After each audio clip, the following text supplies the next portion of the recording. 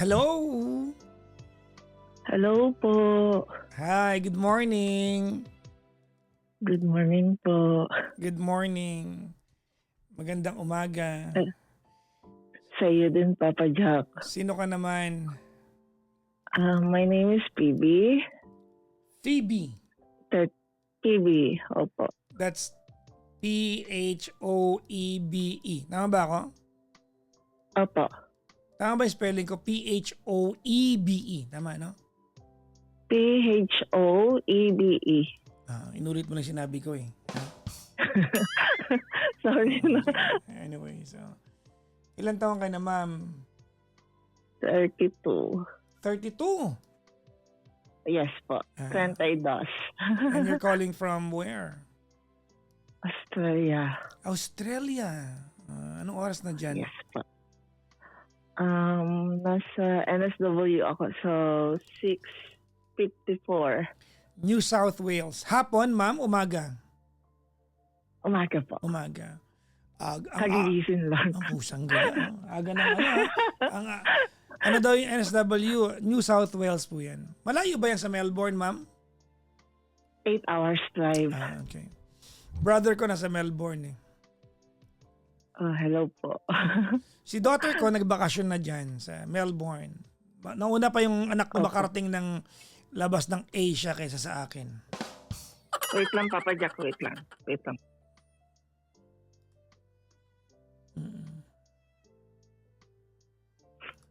Sorry po, kagigising lang ng anak ko eh. Okay. Opo. So, kailan ka pa So, naandyan eto- sa Australia, ma'am? I was in New Zealand. Wait lang po. Wait. Go ahead. Look after your baby. That's okay.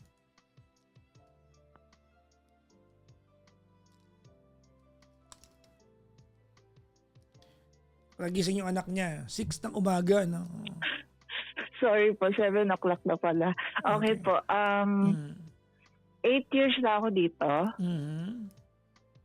But prior that, nasa New Zealand ako. Ilan taon ka sa New Zealand?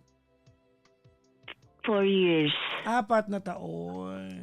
Okay. Opo. Tapos, na-meet ko yung ex-husband ko. Then, lumipat kami dito sa Sydney. So, wait lang. Let me get this straight. You were in New Zealand for 4 years. Doon mo na-meet yung naging asawa mo. And then from New Zealand, you transferred, you migrated to Sydney, Australia. Yeah. Okay. Tapos, paano kayo napunta ng New South Wales? Magkalapit lang ba yung dalawang yan? Actually, Sydney is nasa NSW po. Okay. Sorry. So, NSW is a place in Sydney. Hindi, NSW, siya yung parang parang Luzon, Visayas, Mindanao. So, Sydney is a place in Yes. NSW. Ganun pala yun. Opo. Okay. Sorry. Opo, sorry na. State si NSW, tapos si Sydney is city. Okay. Hindi ko alam. Ganun pala siya. Opo. Okay. Galing. I learned something today. Thank you. Bigla Papa Jack. ko nalaman, hindi ko pala alam lahat ng bagay sa mundo. Gagaling-galingan lang pala ako. Okay, ba't kaya naghiwalay ka na mister mo? Actually, 1 year, 2 years pa lang kami na mag-asawa. Naghiwalay na kami. Diyan na sa Sydney So yan. I was a single, I was a single mom for almost 8 years. Now 7 years pala. So wala kaming, Papa Jack, parang naririnig ko pa sarili ko. Narinig mo sarili mo? Loko. Opo. Ayan. Hello? Okay na. Hello? Okay na ba? Hello? Yes. Opo. Better? Yes po. Sige, okay. Okay, so my first marriage is a little bit traumatic kasi may domestic violence, and then so I raised up my child by myself. Tapos I tried to cope up for almost 7 years na I know by myself na edukada ako sa Philippines, napunta ako ng New Zealand, and then started my new life here in Australia. So I know by myself that I can raise up my daughter by myself. Survivor ka, Even though ika there's nga. yes po. Mm. Tapos, after 7 years, I met a new partner. Okay. Tapos, yung lalaki, sorry po. So, there's a time na I doubt myself if I can trust a new person again. Kasi parang naging boyish ako, naging strong personality ako to the point that I don't need a man to sustain me. Defense And mechanism, then, kumbaga, yun ang defense mechanism eh, no? yeah, kasi my first husband is my first boyfriend. So parang na-trauma ako. Even though hindi ako naging man-hater. Kasi I know by myself that I received a love from my dad, from my uncle, from my kuya, from my cousin. So parang sa akin na I don't need a partner but I need a man na parang tatay ko, kuya ko, ganyan. So parang yun na yun. And then I met a guy sometimes last year. Tapos, friend siya nung uncle ko dito sa Sydney. Okay. Pag sinabing And then, uncle, kamag-anak mo talaga o uncle lang? It's a ano na siya, naging family friend. Kasi when the time that I came here sa Australia, parang siya yung mauna ko nakilala, which is 8 years ago. So parang sabi niya sa akin, parang nagkaroon ako ng tiwala, ganyan. And then, I met a guy na common friend nila. So sabi ko, Tito, kilala mo ba to? Sabi, oo, mabait yan.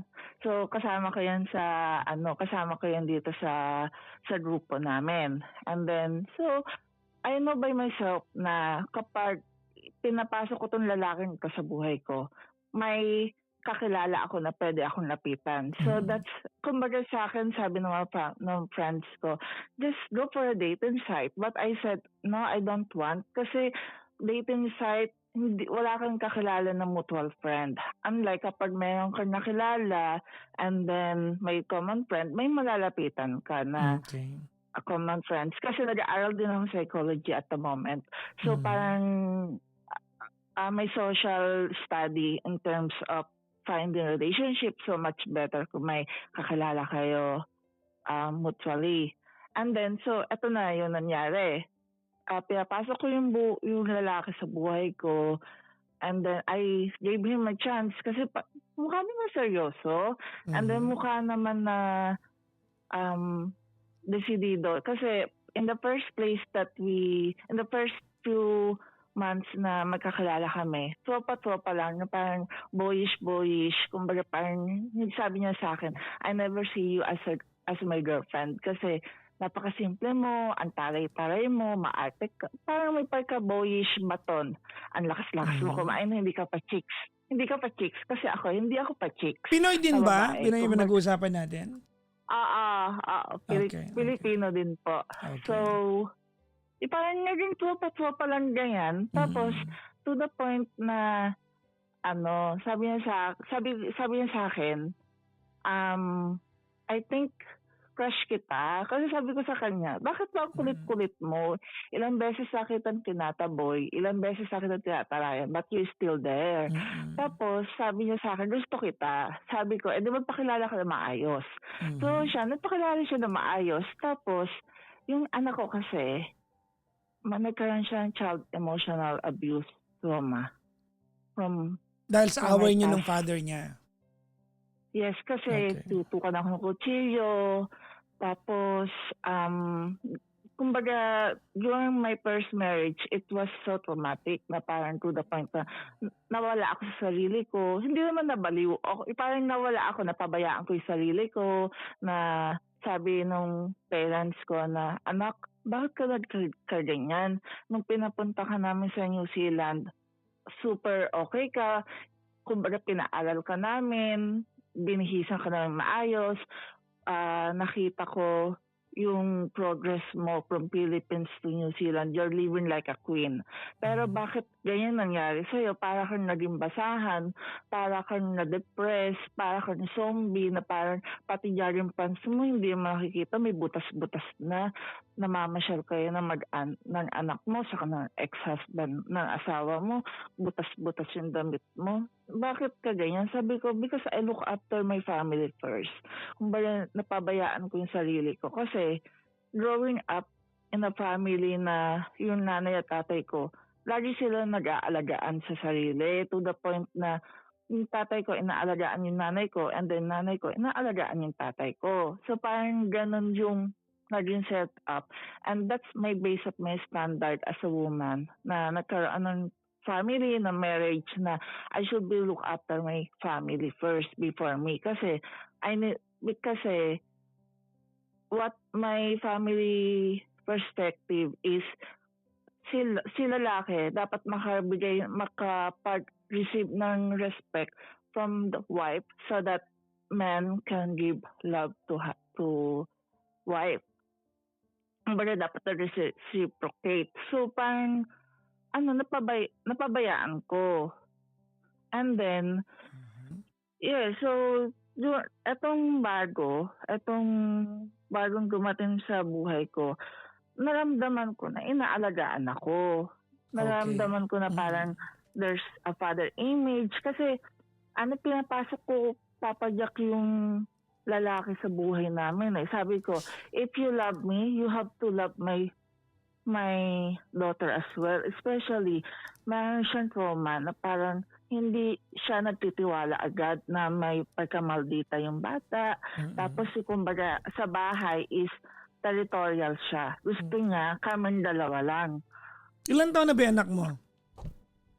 8 po. Okay. And then my daughter has a weekly therapy.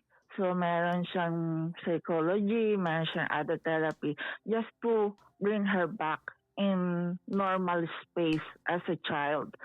Tapos, sabi niya, sige, kumbaga, sorry Papa Jack, malamig medyo shaky yung voice ko. It's okay. So pinapasok, kumbaga pumasok siya, kumbaga nandyan, kumbaga parang sumasama siya sa therapy, and then... As what? Jowa mo na, wait lang, kasi you refer to this as pinapasok mo, as what? Pinapasok mo sa bisita, as jowa, ano ba? And kumbaga sabi ko, sige, check mo, sumama ka sa amin kung kaya mo. Hindi, mo. No. I'm interested to know, what were you? Ano kayo? Nung pinapasok mo siya sa buhay mo? Magjowa na kami that time. Yun ang tinatanong ko. Kasi you try to package the description na pumasok na para bang estranghero pumasok sa buhay. No. May relasyon kayo. So you were introducing him to your child as a stepdad. Okay. Yun. Okay. Go ahead, ma'am. So in the first place, yung bata, hesitant, na parang sabi niya, bakit ka ba nandito? So, bakit ka ba ganyan? So, whenever we are together, laging nagtatantrum episode yung bata. Tapos, kinausap niya yung bata. Sabi niya, hindi ko aagawin yung mommy mo sa'yo. I'm just additional love sa iyo and to your mom. Don't worry, hindi ko kukunin ang mommy. I'm just additional person in your life. Tapos, nag-effort naman siya na mag-spend time. So, dumating yung point na super close na sila to the point na ako naman na yung napipikon kasi they are loud, medyo destructive sila kasi parang nag-aaral ako, tapos kapag nandito yung ex-partner ko, yung jowa ko is maingay sila, magulo sila, tapos kinukulit nila ako, kinikiliti nila ako, or they are trying to play with me even though I'm studying saka working. So, nag-a-adjust kami parehas. Tapos, so medyo settled na kami. Kumbaga parang, medyo there's a path na we're going to enter in the next chapter of our life na parang, sige na, na tayo, I'm seeing you as my future partner, as asawa. So parang pumasok na yung magpapakasal kami, ganyan. And then, so, and then nandun na yung plot eh. Nandun na yung nasa happy moments ka na eh. Parang pinakilala ka na sa family, pinakilala ka na sa work. Ako, same in the same manner, pinakilala ko siya sa family friends namin dito and sa church mate ko kasi wala akong family po dito, yung yung parents ko and even my brother nasa Philippines. So kami lang nung anak ko yung nandito. And then the community around me, pinakilala ko siya. Tapos, okay kami up to the point that we live together. Tapos, May, Mother's Day, napapansin ko, doon na dumating po yung pagsubok na what happened is, ginagamit niya yung car ko. Tapos sabi niya sa akin, aalis muna ako sandali, may part-time lang ako. Sabi ko, sige, ano oras ka babalik? Sabi niya, ganito, for example, 10 o'clock, nandito na ako sa bahay, ganyan. Pero hindi siya bumabalik to the point na he knows na kailangan ko ihatid yung bata sa school. Tapos, by car. Kasi, di ba po dito sa Australia, hindi naman katulad sa Philippines na may easy access sa public transport. So, car is very mandatory. So, kapag ginagamit niya yung car ko, sasabihin niya sa akin, babalik ako ganito oras. I waited. Nagme-message ako sa kanya, tumatawag siya. Kasi concern ako na sabi ko, nasaan ka na? Kasi nag-aalala ako sa'yo, hindi siya tumatawag, hindi siya nagko-call back, no response. So paulit-ulit. To the point na umabot sa punto na tinawagan ko yung tito-tito. Yung tito-tito, yung mutual friend. Tapos, may nangyari na parang may mga ibang tao na nag-step in sa problema namin. Tapos, umabot, yung last away namin is 2 days. 2 days niya hindi binalik yung car ko.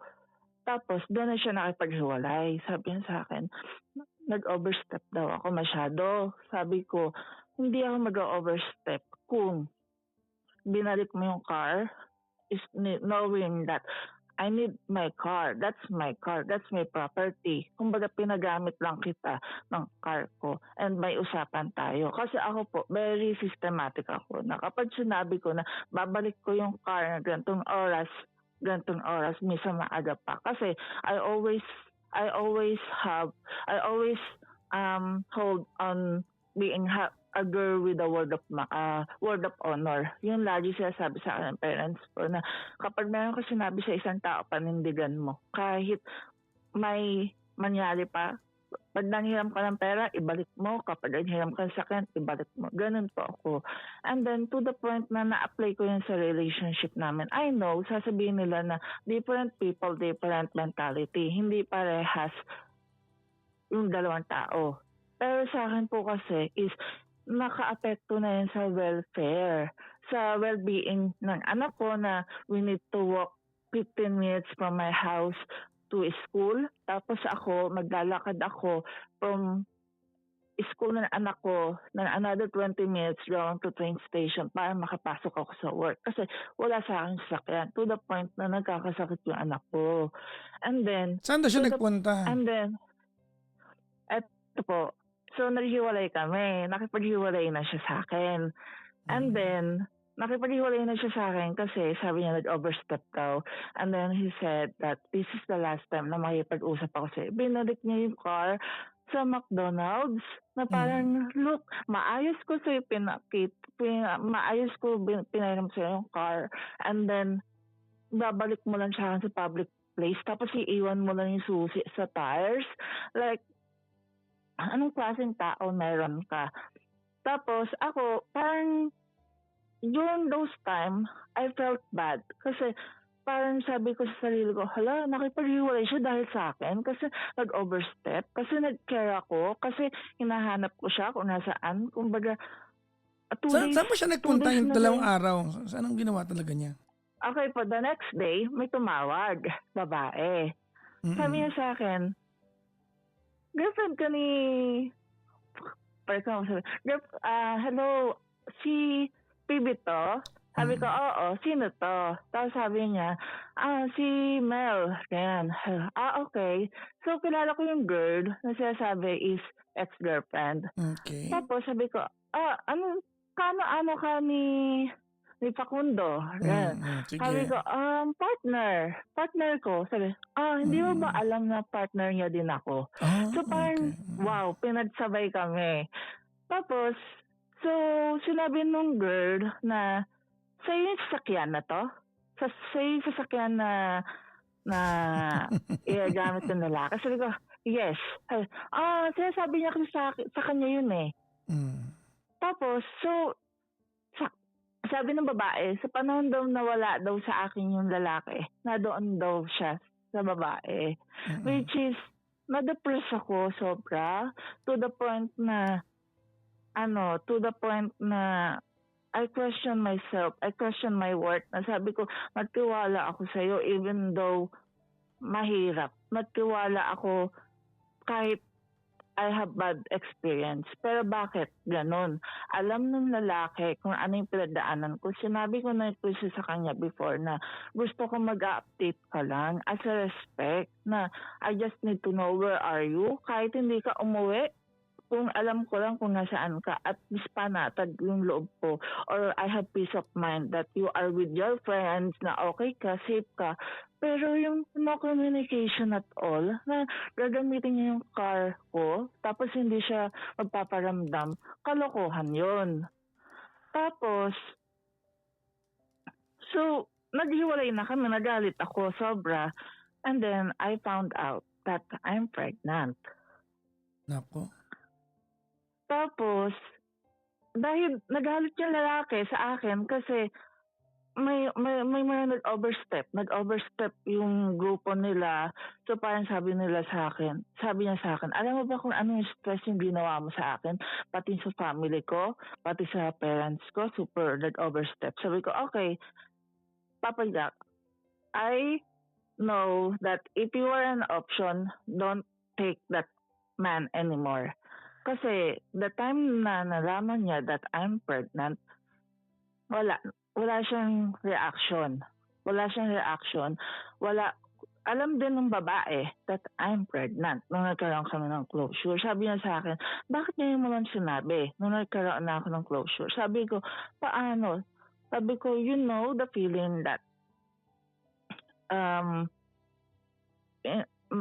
nagpe-prepare ako ng surprise. Di ba sasabi ko sa'yo, may surprise kami sa'yo. Nagbibigay ako ng hint na tinatawag na kitang daddy. Nagbibigay ako ng hint na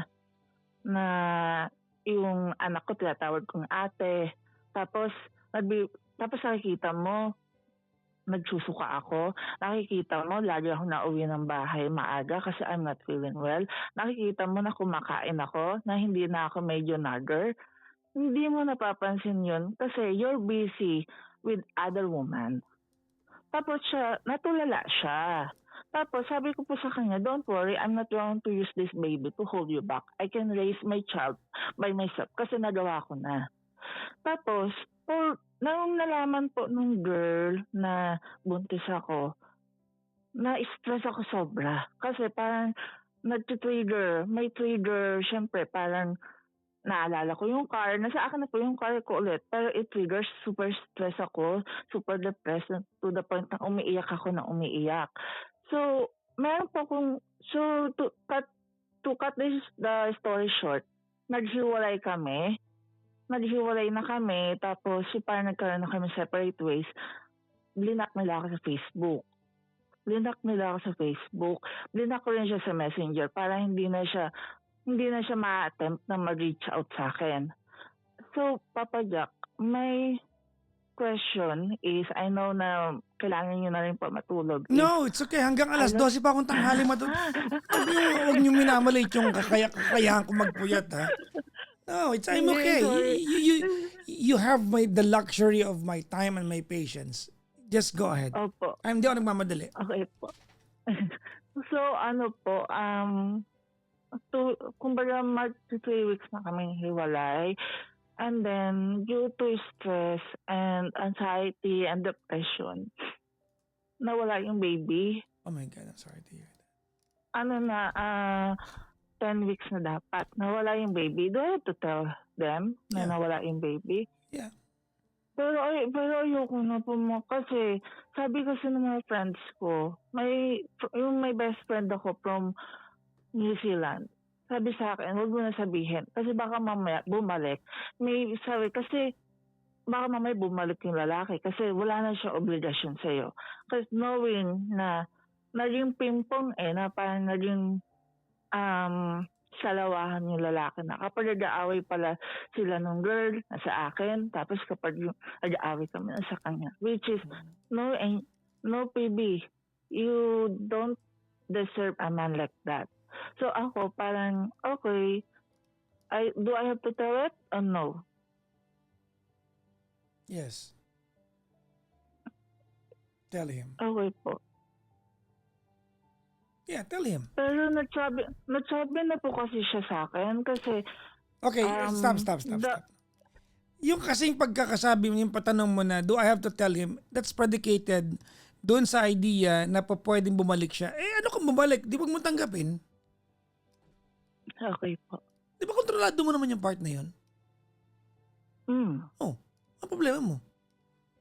Unless, balak mong pautulit. Alam mo, Papa Jack, hindi ako magpapahipokrito ha. Mahal ko pa kasi yung tao. Kasi, kasi di ba mahal mo sabi pero may nila, kinakasama ng "Ba't iba mo-" ngayon. That's regardless of what you feel and how you feel towards him. May kinakasama na siya. I'm sorry. No?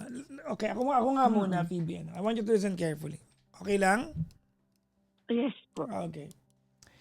Number 1, hindi ko alam kung sa kwento mo lang ito o baka ganito ka magmahal. But it's as if falling in love for you is a case study. No? Ganun ko siya naramdaman sa'yo. No? Para bang case study yung pag fall in love sa'yo.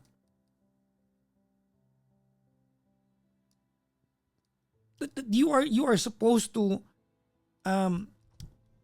tawag nito, find reasonings for everything. And if it makes sense, di ba, ibabangga-bangga mo sa facts, di ba? Parang ganun yung dating eh. The thing is here, pinagsabay niya kayo eh. That alone should be red flag eh. Kasi kung ang tanong mo sa akin, do I tell him? Of course, hindi mo kailangan personal sabihin o ipaalam mo, magkaroon ka ng emisaryo. Since anak naman yan, kailangan niya malamang na wala. Kasi anak niyo parehas yun eh. Whatever the outcome is, kailangan niya malaman. Kasi dugo niya yan eh. Ginawa niya yan, di ba? Nag-helicopter kayo parehas eh. Hindi naman. Grabe. Di ba? Hindi naman. Oy. Hindi. Sige, kunyari. Nag-submarine kayo, bahala kayo. Pero kailangan niya malaman. Pero kung ikwento mo ito, na para bang, sabi ng kaibigan, baka bumalik po yan kasi wala ng obligasyon. Ano kung magbumalik? Di ba mo tanggapin? Why are we talking about this na para bang call niya kung makakapasok siya ng buhay mo ulit o hindi? Kahit sabihin mo sa akin na Papa Jackson, mahal ka pa kasi wala ka bang common sense? Ha?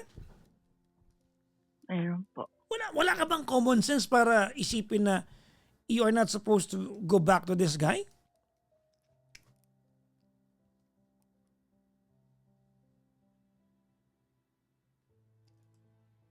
Di ba mo tanggapin ulit?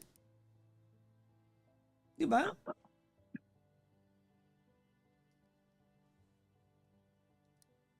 Gusto ko mabilib sa'yo kasi kamo mo kanina, umpisa kumukuha pa ko ng psychology. Sorry, no, Papoy. Ginawa mo case study yung buhay mo, sinabitan mo pa. Papa Jack, may isa pa ang question. Ano yun? Kasi, di ba, ginamit yung car ko to cheat on me, di ba? Tapos, whenever I use that car, umiiyak ako. Sell the car. Ano ako eh, Sell the car. sell the car na lang and then to, Sorry pero ang Australia naman din ang parang Pilipinas yan eh. Madali naman kumuha ng kotse Yes talaga. po. Di ba madali yan? Buying a car in other countries is like buying a cell phone. You can come into the dealership that day and go home with another car the same day. yes po. Sell the car. Apo. Okay, Sorry, now. Papa. No, it's okay. I'll talk to you. I want you to listen carefully. Ready? Apa. Okay. You are going to fall in love again soon. And don't do the things you've done or you did sa relasyon na to. No? Kasi you were so logical to a point na kahit sabi mo na short-lived yung relasyon ninyo, you were so logical that you did not enjoy this na hindi mo siya naramdaman o na-enjoy emotionally until nasaktan ka na. Let me say that again now. You were so logical about how you fell in love with this guy to a point that the only time you became emotional was when you were hurting already.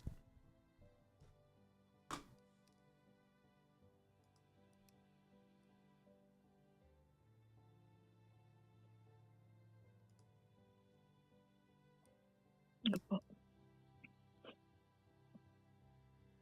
Sabi, may nag-comment dito. Pwede kang basahin to. Sabi, okay to comment. Walang psych-psych sa babaeng marupok. Eh, pasensya na. Single mom ako, siyempre, kapag may nag-express ng love, especially, siyempre wala matigas na bato. Wala matigas na tinapay. Nagising yung katawan lupa ko. Ang galing ng comment na. Nabad trip ako na natuwa sa'yo ha. Walang psych-psych sa babaeng marupok. Congratulations, di ba? You made my day. Comment na. Ay, nako. Hindi ko maintindihan. You know exactly the answers to your question. And you pretend as if clueless ka pa rin. Hindi, kasi po, yung tungkol kasi doon sa baby, kasi parang nagsabi na po kasi ako sa kanya na don't worry, I'm not going to use this baby to hold you back. And then parang nag-message ako sa mommy niya and then sabi niya sa akin, pwede ba tigilan mo na ako? It's look like the reason kung bakit lang naman ako nag-message is because I just said sorry kung ano man yung nagawa ko against sa kanya na nagkaroon siya ng na social damage siya eh. Kasi napahiya siya ng uncle ko. And then, syempre, as a Bakit parent... mo iniintindi yun? Ba't mo iniintindi yun? I-deserve naman niya yun. Nag-guilty kasi ako, Papa Jack. Hindi nga yun ang ba't mo hindi...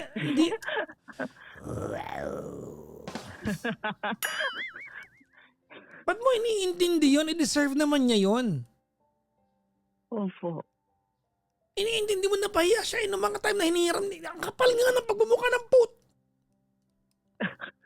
Imagine mo gamit yung kotse mo papunta sa ibang babae. Siniintindi mo yung social damage.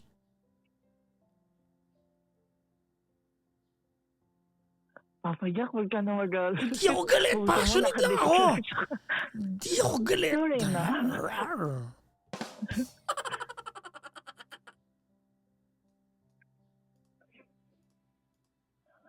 Opo, susundin ko po yung advice mo, Papa. Tell him about what happened to the baby. You owe that to him as the father of the child. Supposed to be father, no? Kasi nawala yung baby niya. That's very sad, no? Maybe we can just say na it's not meant na magkaroon kayo ng connection buong buhay. Maybe that. I don't know. I'm trying to find profound reasons kung bakit nawala yung baby. Ang point ko lang, Phoebe, kailangan mo sabihin sa kanya, pero ano kung bumalik? Bakit? Meron ba siyang free pass sa buhay mo?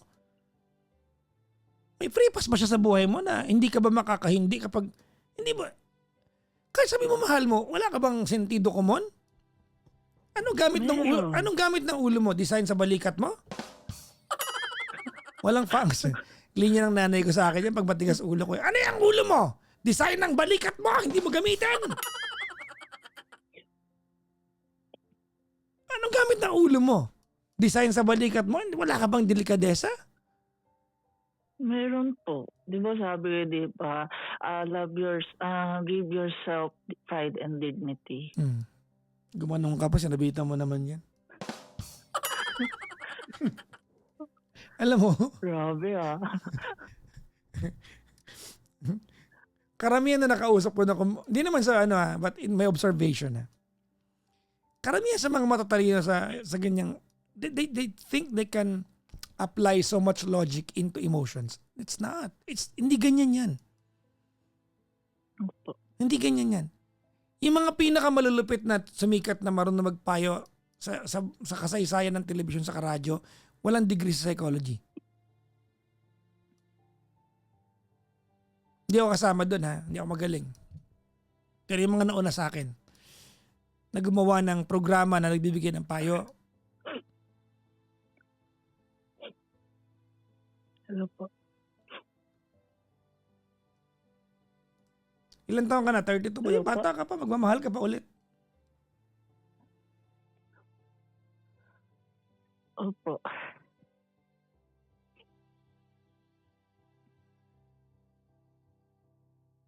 Hindi ko lang sure, Papa. Kasi, sinasabihan na kasi ako ng parents ko na huwag ka na magpapasok ng panibagong lalaki sa buhay. Mga asikasuhin mo na lang yung anak mo. Pero sa akin kasi, takot ako mag-isa. Hello? Parang, hello po. Ano yan? Napuputol-putol ka. Ano yan, ma'am? Sabi ng nanay mo? Sabi kasi ng parents ko, huwag na daw akong papasok ng tao sa buhay ko. Kasi whenever I introduce someone to them, lagi silang kontra. Sabi lang nila yan kasi tumigil. Sabi lang nila yan kasi in pain ka ngayon. But you're not supposed to give up on the idea that somewhere, somehow, sometimes in the future, you're going to meet your match. I do not want you to give up on that idea kasi hindi tama yon. Opo. Ulitin ko You're not supposed to give up on the idea that somewhere, somehow, sometimes in the future, you're going to meet your match.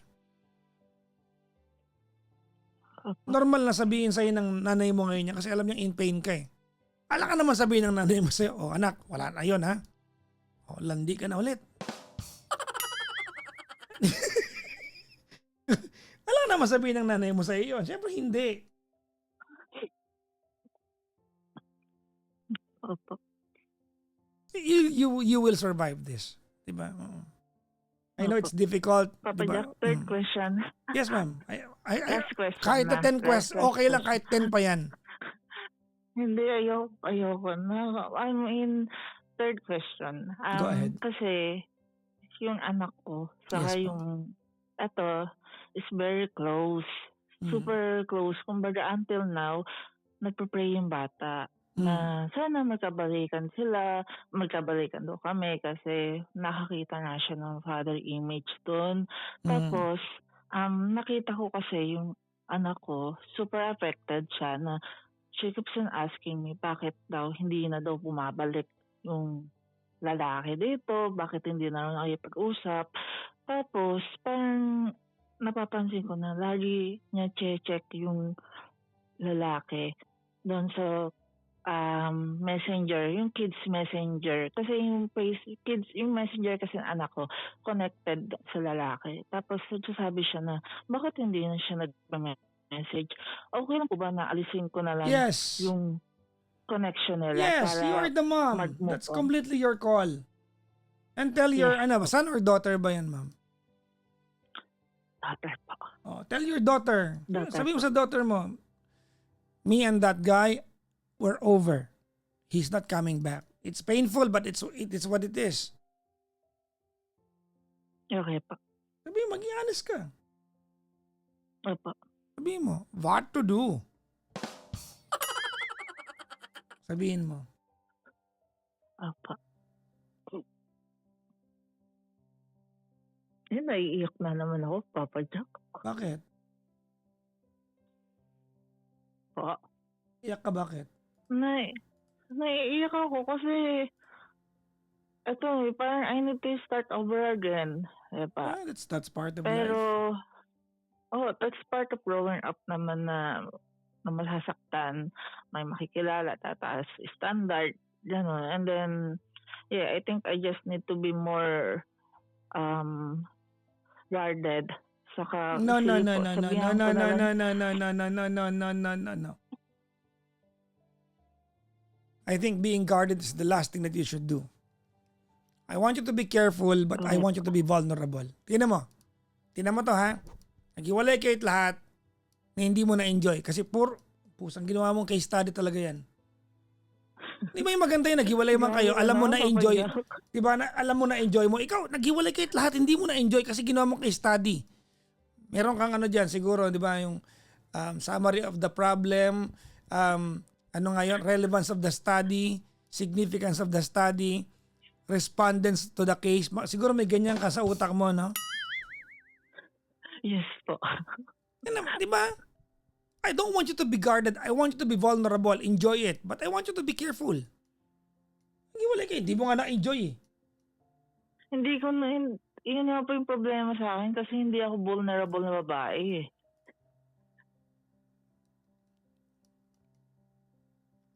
Maybe you have not met a guy who will make you vulnerable. Yes po. Yun. Kaya the fact na kailangan mo ng bakas-bakas, yung kailangan meron kaming mutual na kakilala, ibig sabihin natin wala kang tiwala sa sarili mong selection ability. Kailangan mo ng bakas na ibang tao at kailangan i-recommenda sa'yo. Umiwas ka nga sa mga dating app. Ginawa mo ng parang networking yan. Mayroon ka pang pagre-recommend. Ano ka ba? Ay di wala rin. Pareho lang. Hindi, takot lang po kasi ako na matiwala ulit. Well, that's part of it. That's part of it. That's why getting to know each other is more important than someone recommending it to you. Opo. Kasi kung ganyan pala, di magkaroon tayo ng referral para magka-referral fee kami. Mag-refer kami sa'yo. Okay. Bigyan mo ako referral fee. Pwede naman. Sige po. Sige daw. Hindi, lang po, joke lang yun. Siguro, ayusin ko muna yung sarili ko. Focus muna ako sa sarili ko and then my motherhood. Tapos, in study and career. And then, opo. Alam mo, hindi mo namamalayan. Nagmamahal ka na pala ulit. Kasi yung taong gusto ko, hindi naman ako gusto eh. Doon ka sa mutual. Opo. You are going to meet your match. Ako naniniwala ko na somewhere in this world, you will always have a market. Opo. Ano nga pala yung kotse yung hiniram sa'yo? SUV. Ano? Yung maid? Ano nga? Mitsubishi. May Montero ba dyan? Wala. Montero din tawag? Montero. Opo. Montero. Bakit mo alam ba pa yun? May Montero ako doon. Binenta ko na. Nag-MUX na ako eh. Opo. Yung nabangga kanina. Tineneng. Opo. So, ibenta ko na lang yung car para makapag-move on na rin ako. If it reminds you of a difficult time in your life and if it only makes you cry, ibenta mo. After all, object lang naman yan. Ang gastos, Papa Jack, mag-move on, pati bahay, kailangan ko lumipat. Di naman sa bahay siguro. Oo, naman Hindi, yun. yung sasakyan na lang po. Opo. Opo. Thank you, Papa Jack. Ingat ka palagi dyan, ha? Opo, opo. Mm. I-message ko na lang po kayo kapag okay na ako. Okay. Salamat po. God Bye-bye. bless po. Bye-bye. Bye-bye.